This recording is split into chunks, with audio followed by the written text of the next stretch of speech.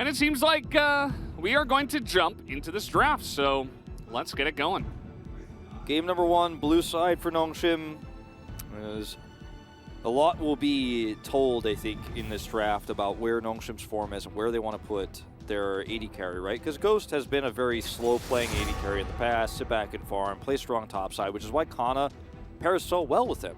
You know, it's a match made in heaven in terms of sit back on the bottom lane, don't make your plays there, give Kana his strong side picks, his Jace, his Graves, and put all your resources there. You have Dread, who's a great ganking player, likes to gank early.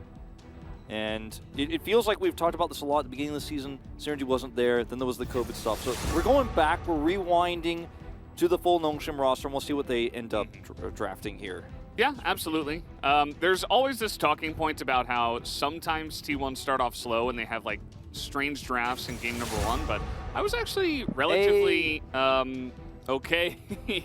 There's that Graves band you were looking for. It's I think it's a great idea. Anyway, go on. I had to A that, you know. Good call out, good call out. But yeah, I think that over the last couple of series, they've kind of gotten rid of that. I think they've gotten a little bit cleaner, especially with their game 1 drafts. And it's been a good look. I think it's been a big contributor for how they do win a lot of these series 2-0. Yeah, it's a really good point because it's hard to even nitpick T1 right now. And that's the only thing you could say is, wow, there's been a few drafts that were a little bit sus, but they still won, but, you know, it was a little bit strange. And then they still won with a sus draft, but, like, anyway. Yeah, I think that's where we are right now is this is not a priority blue side pick at all. The Rise was left open. Yeah, I was going to say, like, if you're picking Viego here, you better have a good reason. As the Rise will get taken. Not a big shocker. But now you have, as T1, your choice between the Aphelios, here, potential Jinx that you could pick, assuming that NONGSHIM would then take the Aphelios themselves. You know, I think they hovered that for Owner, right? He is a huge Viego player. And so maybe they're saying, hey, we might pick this. You might want to pick it early if you don't want us to steal it away. Viego Rise is definitely a great combination in terms of target acquisition, but also, you know, finishing it off and just early game pressure. It is very good. We got a big smile on Owner's face as he hovers Nidalee. He's been doing this a lot and then just picking meta junglers like the Xin Zhao, so happens again. Wow. Wow. Wow, that's crazy. He's like, I will play Nidalee once again when they will say it's a bad draft and I'll still win. No, not today. He's playing Viego in game 2. I know, it's crazy. As the Jinx will be the common response to this. And, you know, the range that we've talked about with the Jinx is a really big thing into the Aphelios, but it's also the fact that she scales really well later on in a comp that is going to do very well scaling-wise. And then you give Kana your blind Jace because the Graves is banned, and you kind of have to do this. Like, as soon as, if I see a game where Kana, you know, plays a Gwen early on in the draft, like, I'll be like, wow, he's changing, like, he's evolving. But right now, it's kind of like, you don't want him on those. Give him the Jace, okay, give him the Graves if you can. And that's fine for T1 because they can just play a slow top side of the map, focus on getting the Aphelios ahead, focus on getting early plates down. They have the Xin Zhao, so they should, in theory, have control over bot side if they commit ganks there repeatedly. And that can give what is already such a deadly 2v2 lane for T1 a lot of power. Yeah, very true. Zeus has been often relegated to kind of the Gragas, the Gnar, kind of these tanks in the top side. It's part of the reason why some of his numbers aren't super impressive as well. Yep. Just because of the champion pool that he is playing into. So he's going to go for that once again. Gragas, I believe, it was on like an 8-game winning streak. I don't know if it's still on that winning streak, but definitely very valuable here in the LCK. We do love it. Yeah. Tough ban here for NONGSHIM right now because you don't know the route that Faker wants to take here into this Rise. And Corki is a great choice, I think, given the already strong scaling comp that T1 have with good disengage. But the next question becomes, like, do you just ban the LeBlanc because it's Faker and he's great at it and he can threaten you a lot? It's also fairly risky to pick the LeBlanc into this Jace. You know what's coming is Ahri 4th pick. We've seen it already today twice. I don't know why. Teams are just all on this. We already saw that Faker's played it, right? Looks like it surprised me at all. NONGSHIM are more concerned about the scaling aspect of the mid lane more than, you know, the pick potential side laning that Ahri provides. The Thresh pick here is fantastic for Aphelios. It also denies it for effort on the other side. My God. And it's Carius Thresh, so... I'm like getting scared looking at that. I forgot that T1 is the one team that seems to remember that Thresh exists. They also banned the Tom Kench, so your safety is very low right now. And now effort... Remember the very rough start he had on the Nautilus and then he never played again and Peter took his place? Maybe let's not do that one. Maybe let's do the Leona instead. And it is a lot sturdier of a pick into what T1 are running here. It kind of help zone out the Gragas, of course. You know, you can do a little bit of front lining to help prevent T1's engage, the Xin Zhao, the Gragas that are going to come through. So I like it a lot here. As the final pick here is a little bit unclear, and I think we have a draft bug as well. No, this is just effort. He always hovers Nasus. Yeah, but I mean the timer is no longer. Oh. And it's no longer flashing, so. Whoa. I mean, Okay. Hecarim, we've seen this before. I think into the Xin Zhao. Definitely a very interesting pick, not something we see all the time. The Ahri to close it out, I mean, it has a lot of side lane power. You're very, very happy about playing this into the Hecarim too, because he's going to try to run at your team. You have so much disengage. You can catch him too after his ult is on cooldown. You can charm him, body slam him, hook him. Like, I think the Hecarim is actually a pretty bad pick in this scenario because of all the ways T1 can deal with it very efficiently. But you didn't have a lot of great options, here as NONGSHIM. The Jarvan was taken away, Xin Zhao is on the other side, you banned the Lee Sin. In terms of meta picks right now, Hecarim has been one that's been hovered a lot here in the LCK, by Dread in particular, by Kroko a lot of the time, but we don't actually see it locked in.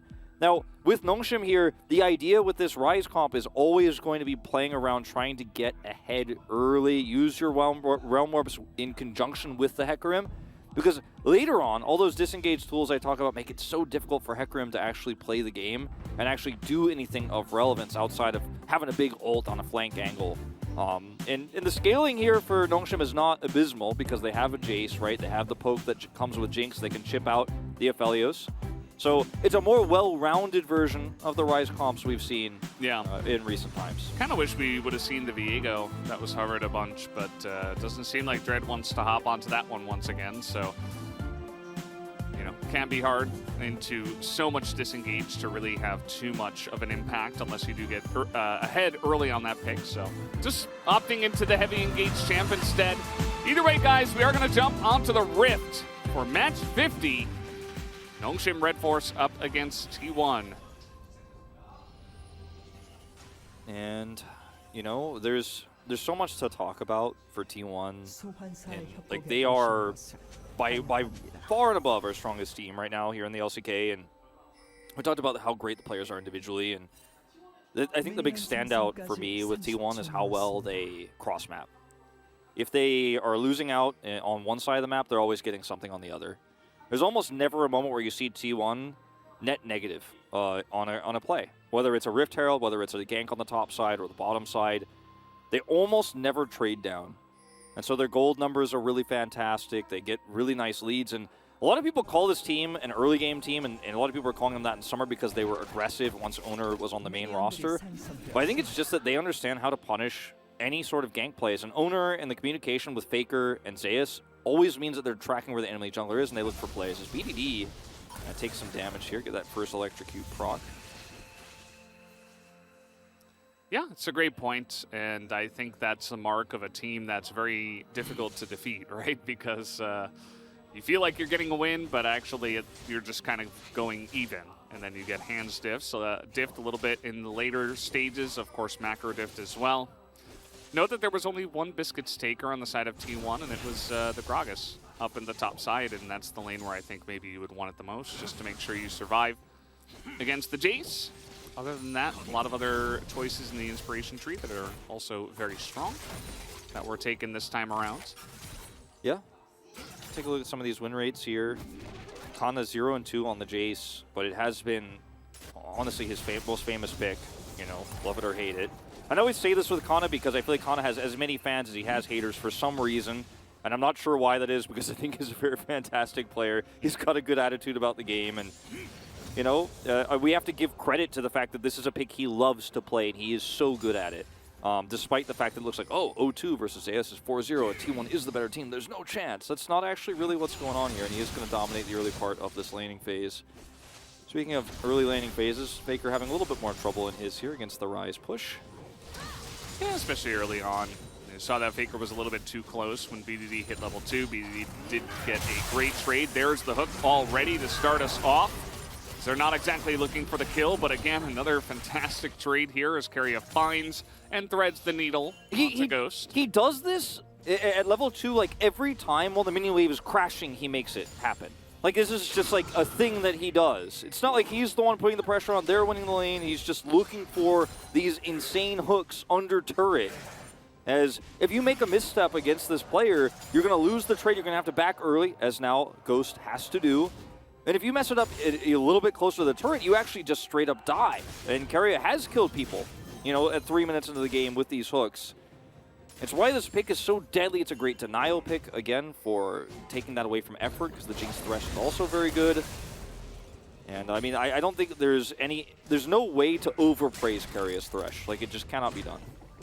Physically impossible. I do agree with you there, especially this one champion. But we'll have to wait and see what we have in store for the play in this game. Don't want to overhype it and then have him fall flat on his face. Doesn't happen very often, but we also it is a possibility. Yeah, and we also do very often see the Jinx push the first wave into turret, then go get a call. Effort's here. Yeah, Faker's in a little bit of trouble. Keria is coming up first from the bottom side, and there is the Lantern. Gets him away from the Rise and the Hecarim. Dread and BDD, who were clamping down from the top side. So Keria with a very nice aggressive save play there onto Faker. Yeah. Faker's not going to lose too much in lane, even though he got very far away from it there for just a moment. He's going to be fine.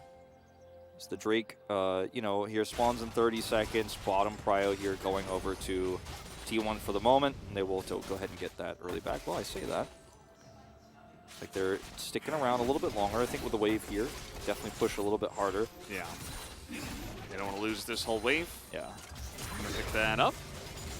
We do have Dread down here, but it doesn't look like he wants to go. Oh, as I say that, he is trotting down. Not going to commit to it, though. It's hard, you know, with Thresh on the other side to actually commit because he's got the flay, can hook you, can try to turn it under turret if you go far, and they had the ward there. So it wasn't really a greedy play. Push the wave in, like you said, don't miss those minions. Go ahead and back. Faker's Ahri last time he played it was, I think, the best laning Ahri we've seen. He's got a tougher opponent this time indeed. I jinxed him though, he misses the charm. I love how he was just backing in the face of BDD. Does not care. Of course, no skin on this Ahri, as is the Faker way. Keria's here. BD respecting this. They do not know where Owner is. So he just really wants to secure this back here. And if BDD tried to force the issue, it could be a hard punish. They're also putting a lot of pressure on BDD as he hits level 6. Notice also that Owner sticks around the top side, because that's where you see a lot of these Rise level 6 timings here to try to kill the Gragas before he's got his cask. Not going to happen this time, as take a look at Ahri's win rate. Yeah, 3-2 so far in LCK Spring 2022. Faker over the course of his career is a 75% win rate on it, 9-3. As you mentioned, very good at laning the last time around. Also taking the teleport, which we do like to see.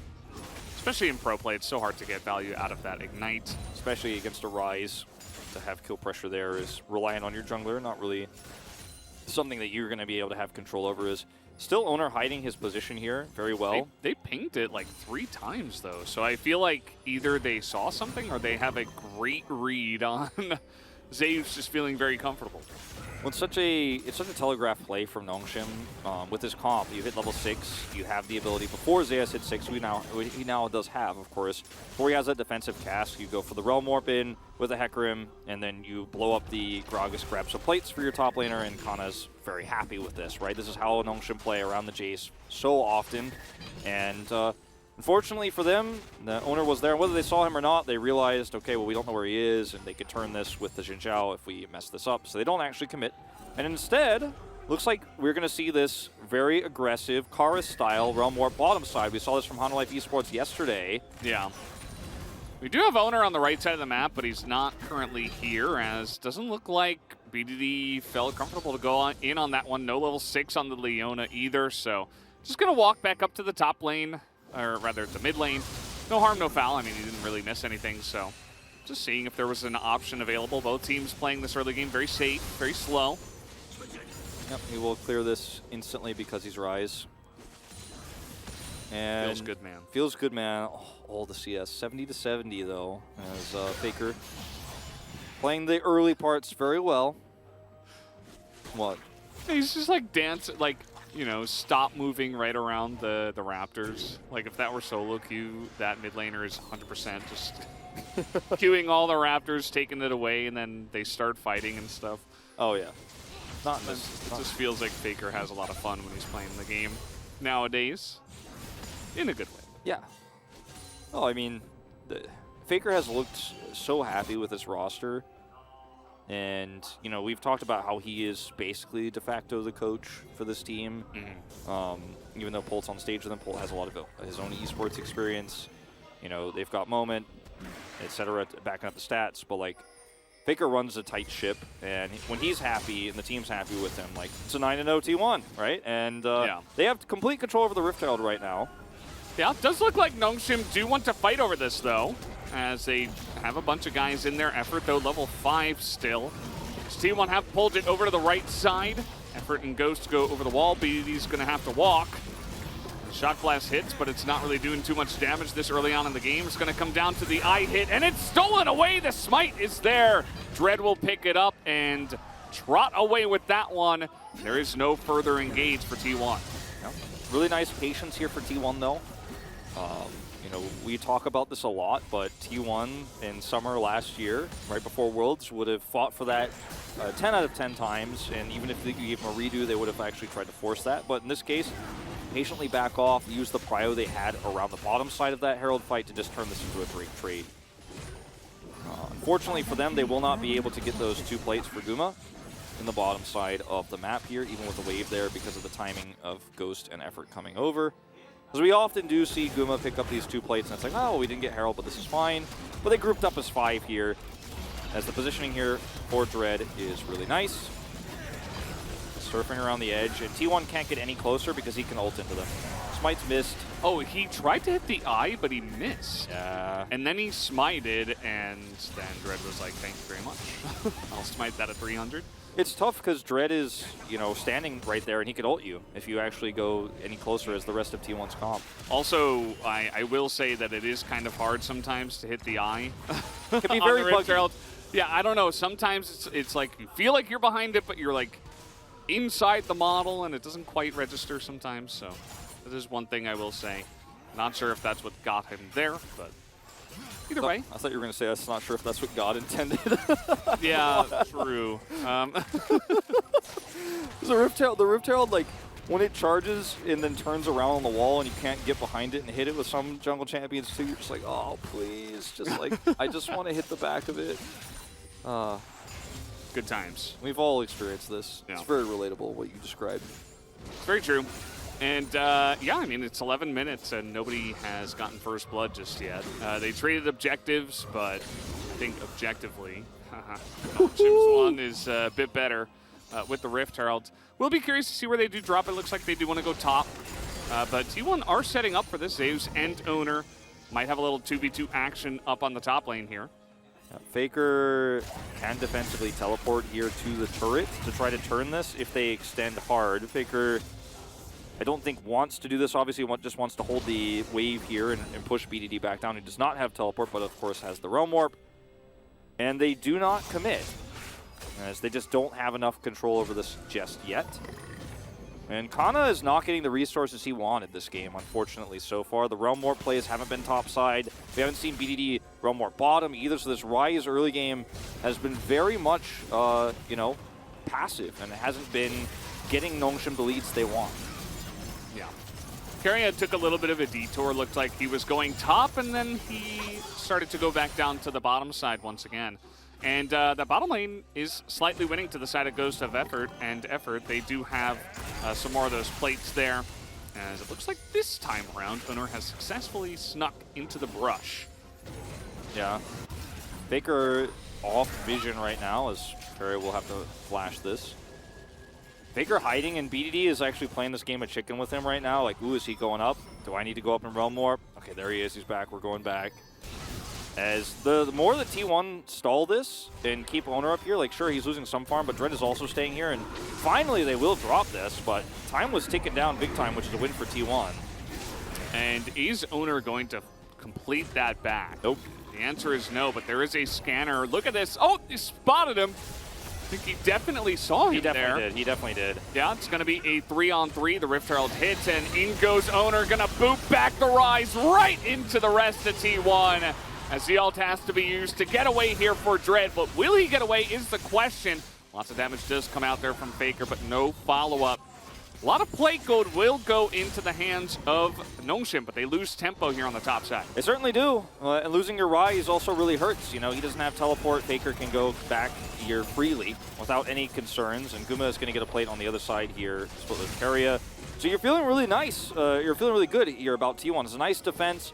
Owner's rotation over was perfect, and the Crescent Guard knocking the Rise in is exactly what you want. And could be a little bit critical of BDD's positioning, but he didn't know where Owner was. And also, to Dread's credit, like, he saw him at the last possible second and was being very diligent about trying to spot this out. Like, they were not really caught with their pants down per se. It was just a really nice sneak from Owner to get over there. Yeah. And NONGSHIM, like, they were being really careful about trying to spot this out. They didn't in the end. But that's credit to Owner rather than mistakes by NONGSHIM, or we knew like, oh, NONGSHIM just weren't aware. No, they definitely knew this was a strong possibility. I really wish I had access to their comms in that exact moment on the side of NONGSHIM, because like the scan comes down, but then there's no pings, and it's like, yeah, like he saw him, but did he see him? Yeah, exactly. Like he physically could have seen him, but were his eyes on that? No pings at all.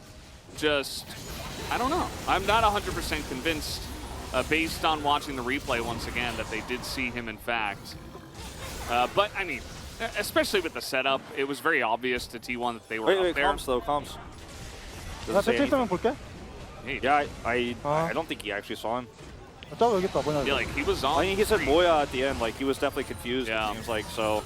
Okay. That's exactly what we needed. The question is answered. Yeah, he didn't know. And that explains BDD's positioning.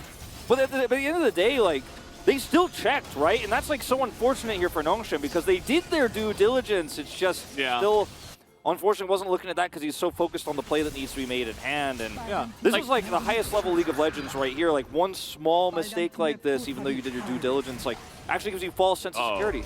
Ghost, he has Cleanse and he has Flash. They're going to get the hook onto Ghost there as going in here is Effort. The Charm is going to miss. Do they have the damage onto Effort is the question, though. They absolutely do. 4v3.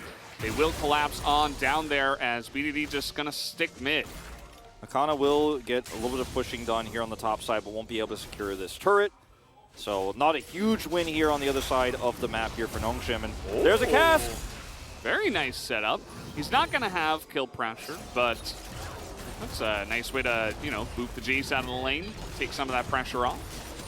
The really cool thing here for T1, even though they have, you know, a small gold deficit, is that they have the ability to threaten Soul Point very well right now. And with the composition they're running, it's starting to come online. The Gale Force is up for Gumayusi, right? And Ahri does have her Everfrost here, so there's ways to control vision very well and very safely now as T1. And making plays like this, you know, is very proactive. It's a really nice solar flare from Effort. He decides to engage in, but it's a war of attrition. You cannot win here 4v3 as NONGSHIM. And then they still, like I said, T1, they're cross map. Like, they still shut down the Jace. Like, they still were able to stop him from getting that inner turret at the same time. Keria also buffing the hook on that play, very nicely, buffering, I should say. The hook on that play. This time, Owner's going to get the steal. It's on the less important Rift Herald, but he got his revenge. And, you know, we say less important, but it can still get some really great pushing power down wherever you did decide to drop it. And with the group up they have right now, they just might look for mid. Ooh, Keria, though, has to flash. Thought a fight might break out there, but just kind of holding our breaths here. As Faker is going to get some side lane done on the top side of the map. Ahri can side lane so safely. And so Faker is going to be able to do this without pressure being punished. He does not, however, have teleport available, whereas Rise has Realm Warp. and teleport. So, you know, he is going to be able to get here with less of a committal if he needs to. So T1 do decide to back off instead of trying to force the drop here in mid. So we've had 2 kills in 17.5 minutes. There's been a lot of shuffling around the map and a lot of high-level play that we have seen, but not a lot of kills overall. And it might be a little bit of a product of that, of course, the high-level play. As we do see the biggest lead is in the top side. The Jace kind of doing what he does, kind of playing that very well. Yep, going for the Eclipse build. Done are the days of the Hullbreaker Jace start, I think. We've learned how that went. In this matchup, you don't need it at all, so it would have been very silly if that actually went down. Now, Faker, once again, just going to come up here and try to harass this Ryze, continue sidling against him. The Ryze has push advantage, even with Ahri starting to get some points into her queue. But there is kill pressure if Faker gets a charm, you know, and there's a teleport available for Zeus, something like that. Like, can actually kill the Ryze, so you have to be respectful here as BDD. CT1 are the ones that are being a little bit more proactive, just especially Owner and Keria moving together and looking for opportunities. There's the Hex Flash once again, very close on the hook onto Ghost, but he has Cleanse, so okay, looking for a little bit more as the charm is going to hit the turret. He hit the turret, not any of the champions though. Yeah. Ghost, though, I mean, still gets slowed by the Everfrost and gets hit by a Q, and now he's down to 1/3 health. Like, you can see the pick potential is definitely there with the Ahri. Fortunately for Faker, it's not going to be the pick this time around, as Dread looks for a steal. Charm is there, but you can see Faker, he is showing a lot of respect there to BDD. Ryze not one of the easier matchups for the Ahri.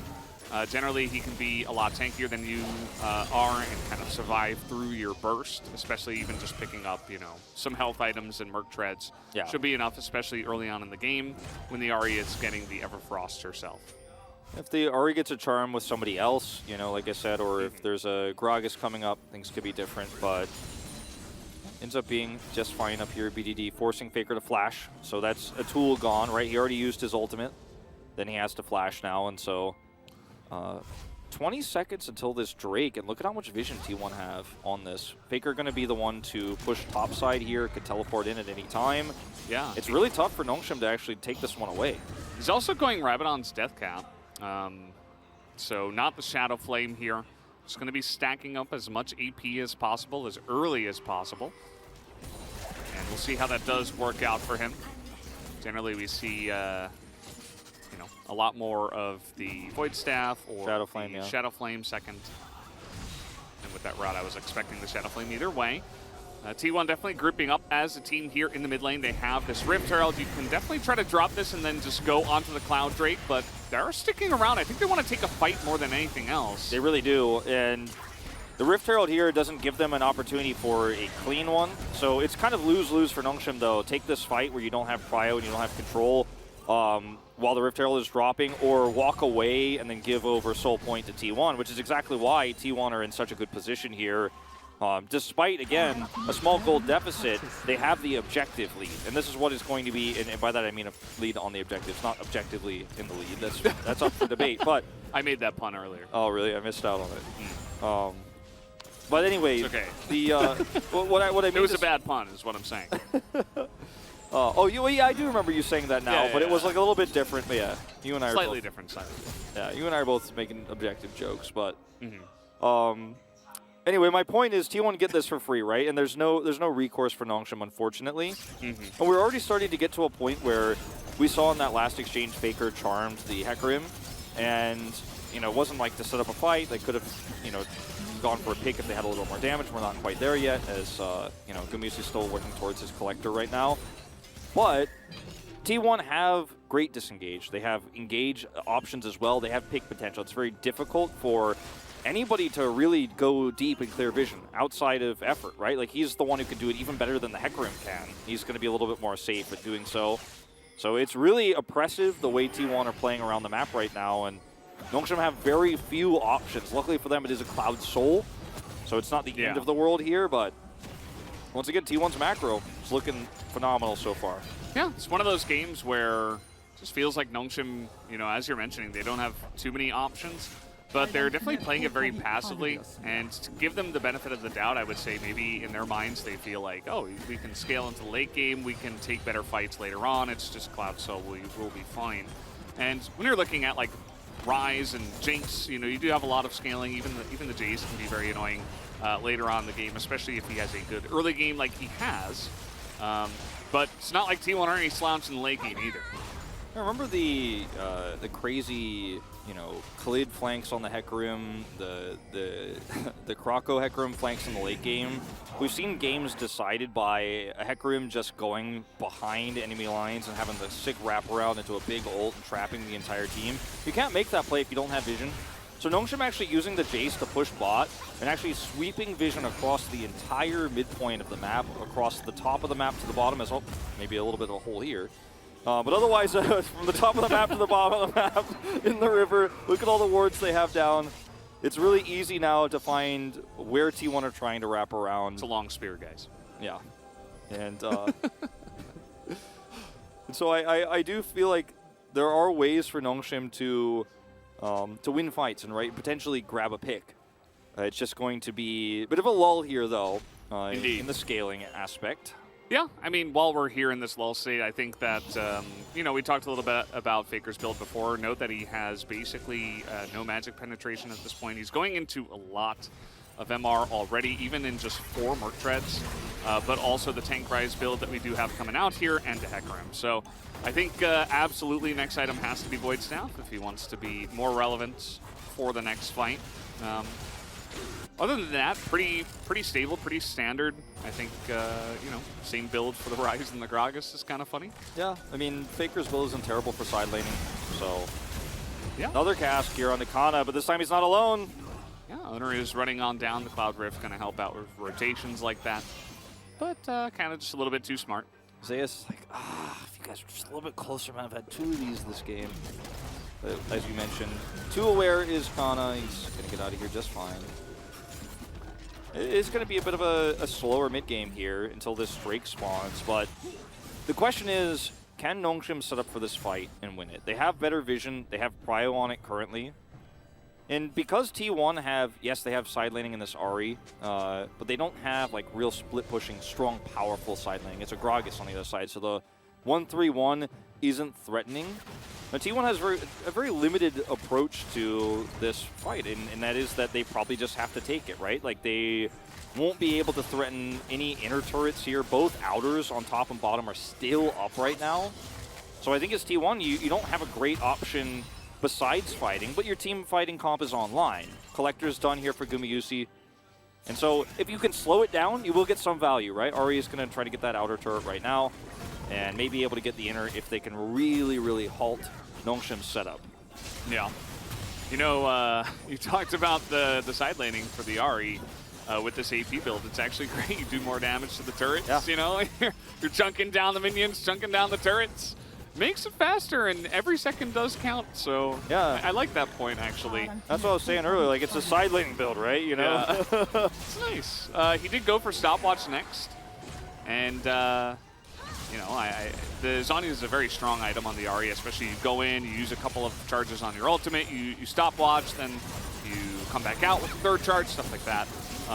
But again, you know, lack of magic penetration can hurt him as more stats come online. So Drake started here for NONGSHIM. T1 are going to try to trade it for a Baron. They've got full vision control here. This is brilliant. Now they are spotted. And so NONGSHIM have some time here to come over here and stop this. They've already gotten the Drake, so that part is secured. But will they be able to set up for a team fight here? Remember, the Ahri can shut down the Hecarim's engage so very well, unless he finds a nice angle. You know, even after his ult, you know, the turn here is so good for T1. So I appreciate that they set up for this, but because NONGSHIM spotted out, they don't actually get the start off. And we're going to go back to another lull state here. Yeah. Back to farming. I'm glad you mentioned that turn on the side of T1 because it's like one of the best compositions you could potentially have in terms of turn off of an objective, and I think that's really going to benefit them. I think that NONGSHIM's is pretty good as well, but just, I mean, you think about Gragas, you know, Body Slam and a Cask. You think about a Thresh, the Flash. Even like a Gravitum, Moonlight Vigil can get the job done. Obviously, Ahri and Xin Zhao need no introduction there. So just to break that down a little bit further, I think it's a really good point. And T1 from ahead are going to be a scary T1. Kind of interesting that they felt like, oh well, we don't really need to get that Cloud Drake. Let's just chill. You know, let's just keep scaling. They weren't in a position to where they could, I think, grab hold of it. It was fairly risky. And when you're already on Soul Point, you had a little bit of control over Baron. You could threaten the Baron setup, or you could take a risky fight that could plunge you into a pretty big gold deficit if you botch it at this stage in the game. So I like the restraint here from T1, given the lead that they have. As, you know, we are now seeing the first part of that Void Staff come through for Faker. He is going to hit a big spike with that one later on. As no vision here. Again, the control ward coverage is super good. Here we go. Australia is on in. The charm is going to miss. I like that they're going for it because you can see a couple of abilities and Ghost is gone, right? And, you know, I talked about this build for Faker so many times, but all of that AP is going to be fantastic against Jinx. Yeah. Not so much against the other players on the team, but against Jinx, hell yeah. It's also just like the amount of disengage that we've talked about can be used aggressively here too. Like whenever he does this, carry his lanterns there, it's almost like Faker is spacewalking.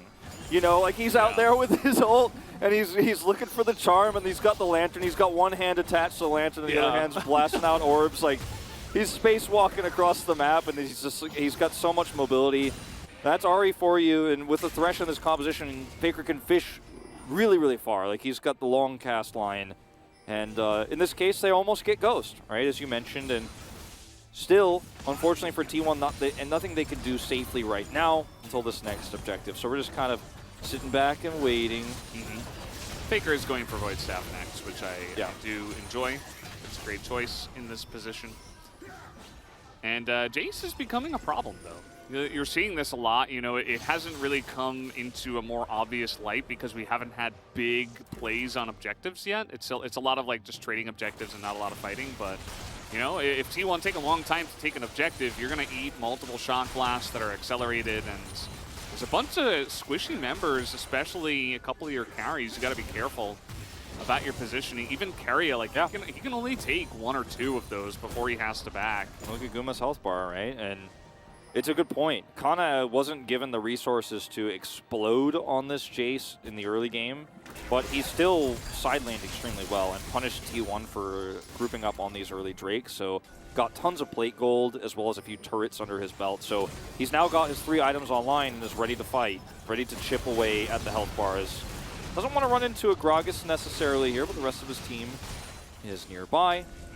And the setup here for this next Drake, I think, for NONGSHIM could just simply be continuing to fight for this vision around Baron and forcing T1 to react.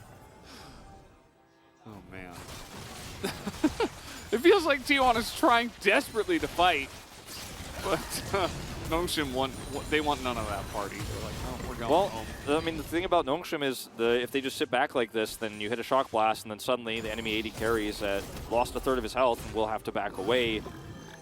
NONGSHIM not willing to pull the trigger just yet on starting the Baron, although I think they have such an insane amount of damage. Yeah. They're just scared of T1's engaged. Their pick potential, Ahri goes over the wall, you have this Gragas. It's so difficult to actually start it without heavy risk, and that's why these teams are playing it so slow. The risk of actually being the first one to start that is too high. It's easier to be the one who attacks those who are trying to defend their Baron take than to be the one to take it. They saw that ability, the Q thrown out there from Faker. Here we go. Realm Warp. See ya. I think Guma might have seen that. They're on vision, though. So T1 should know about this. And this is this damage you were talking about. Look at the Baron. It's already halfway done. They got toppers. We saw what that did in the last series. As NONGSHIM, they back off a little bit, but they have range. Faker goes in, but he cannot stop it from happening. As T1 now, they want an engage, but they haven't been able to get one all night. As the damage is coming out from the side of NONGSHIM, the poke, you see what the Jinx and the Jace are able to do.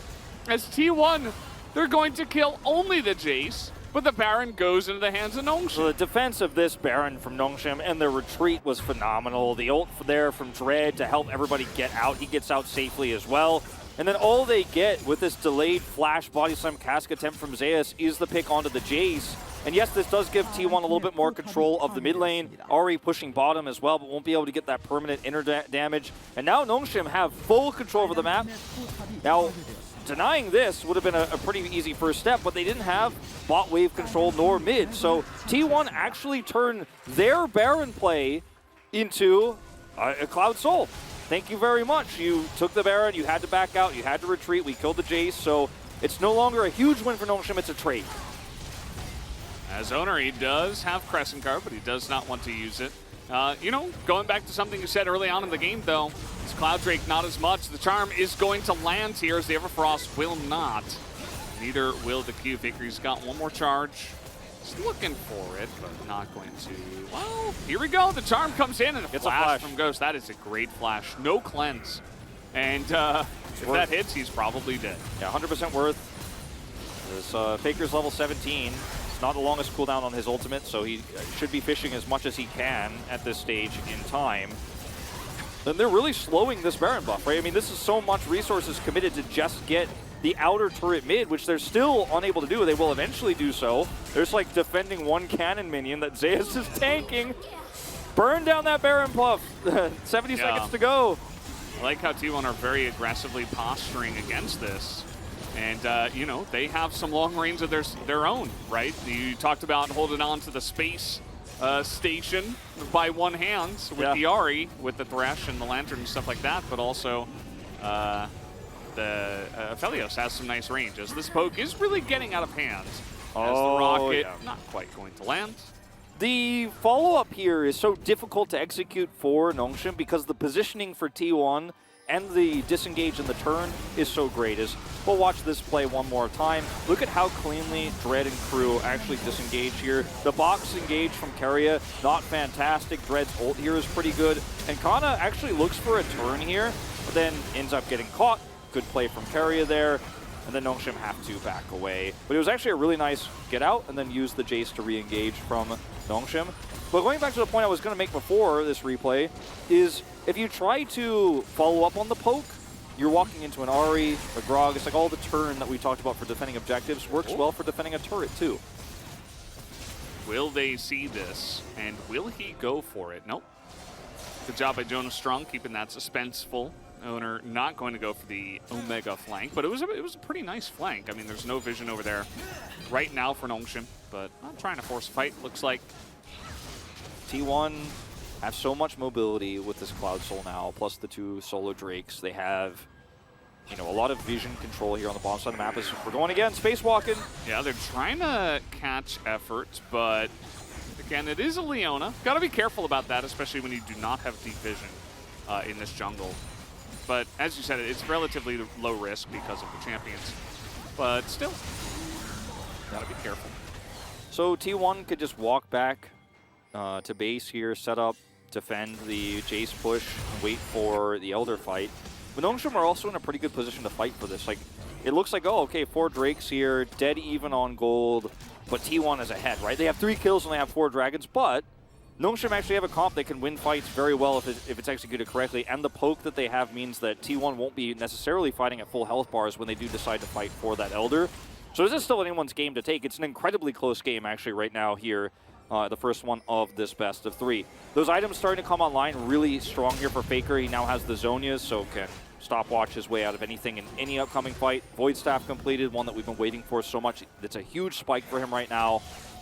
And T1, right now, the whole goal here, I think, for T1, the main objective is going to be to make sure they have vision control around this Elder Drake no matter what, so that Jace can't actually chunk people down before the fight starts. 2 minutes ahead, and they're already clearing vision. Yeah. Should tell you a lot about how valuable this is. And, you know, you talked about stopwatches. We have 4 stasises on the side of T1, whereas there are currently 0 actually on the side of NONGSHIM. So actually, well, no, there is Rise. 1. Yeah, Rise just picked one up. But yeah, still, that is, you know, it's a one-time use item, but it gets you so much value in a lot of spots. So NONGSHIM might want to consider picking some more of those up, or at least an elixir or something like that, because this next fight could decide the game, especially because it's 3-0 at 36, 37 minutes. I mean, not much has happened in terms of kills in this one. Well, this is also not the, Frederick Brion Elder flip situation, right? Both of these teams are looking to hold that thought. Dread caught. Man. See how much vision matters. See how difficult it is for NONGSHIM to walk into brushes, because T1 have so much pick, so much turn, and so T1, because they have enough setup here to control both objectives and just push mid. NONGSHIM need the side lane. They need to pull T1 out somehow, but they're kind of running out of time. Like, Baron's up here, they've got the damage. NONGSHIM now have to just look for a fight. They're so slow to do this, and they had to clear mid. They have vision, they gotta go. Remember what you said about turn as well. They're gonna play that very nicely, and the damage is there too. I mean, the Baron's already down.